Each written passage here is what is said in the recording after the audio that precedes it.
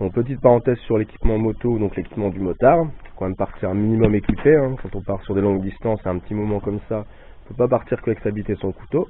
Donc bien sûr, première chose, le casque. Donc là, moi j'ai mis la petite GoPro sur le côté avec le petit caisson GoPro. De toute façon, le casque est indispensable, comme on le sait tous. Après, au niveau des gants, j'ai opté plutôt pour des gants d'été sur l'ensemble du trajet. Après, j'avais aussi les gants d'hiver qui sont là, ou les gants de pluie, disons, en cuir. Mais les autres sont plus pratiques et plus agréables. On se sent plus à l'aise avec. À part les fois il a fortement plu ou en montagne, vraiment en altitude où il faisait assez froid. Je veux dire, j'ai toujours pris les gants d'été pratiquement. Plus à l'aise pour filmer entre deux avec la GoPro, pour regarder son téléphone, enfin, en général pour rouler, qu'on est plus confortable. Après, donc, ce qui était très utile, on va dire, c'est ce pull qu'il y a là. C'est un pull qui remonte et qui a un genre de cache-cou intégré. Bon, j'ai acheté ça dans une grande enseigne de sport, ça n'a rien de spécialement moto. Donc j'ai aussi un autre cache-cou, assez fun d'ailleurs, c'est un cache-cou ski snowboard, que j'ai peu utilisé parce que l'autre au final faisait très bien le travail.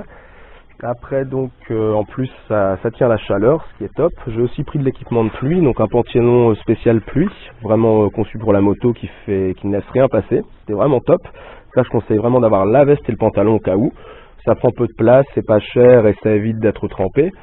Donc après pour le haut par contre c'était plus un truc de running que j'ai récupéré et qui n'est pas du tout imperméable. Je veux dire j'ai pris vraiment la sauce et le blouson en cuir qu'on a là était trempé quand il a vraiment beaucoup plu.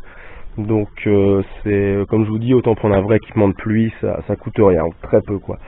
Après donc là on a le blouson de moto, donc blouson classique, Alpinestar, rembourré, enfin avec la dorsale, coudière pour les épaules. Ici on a le pantalon de moto, donc c'est un pantalon de jean que j'ai pris pour être plus à l'aise avec des protections, donc un truc spécial qui remonte un petit peu aussi. Là j'ai pris on va dire un haut de corps thermique que j'ai peu utilisé parce que finalement bon j'avais assez chaud comme ça en général, quand je roulais ça faisait largement l'affaire avec ce pull et le manteau, même un peu trop assez souvent, mais bon après il y a toujours quand on s'arrête et quand on roule, donc ça faut jongler un petit peu avec ça, mais on verra après que la bagagerie, quand on organise bien la bagagerie, on peut facilement switcher. Donc après, on a aussi les chaussures. Je me suis pas trop embêté. J'ai pris des chaussures que j'avais déjà, qui sont un peu montantes, des bottines en cuir rembourrées, qui ont largement fait l'affaire. Et donc on a à peu près tout pour ce qui est l'équipement du motard.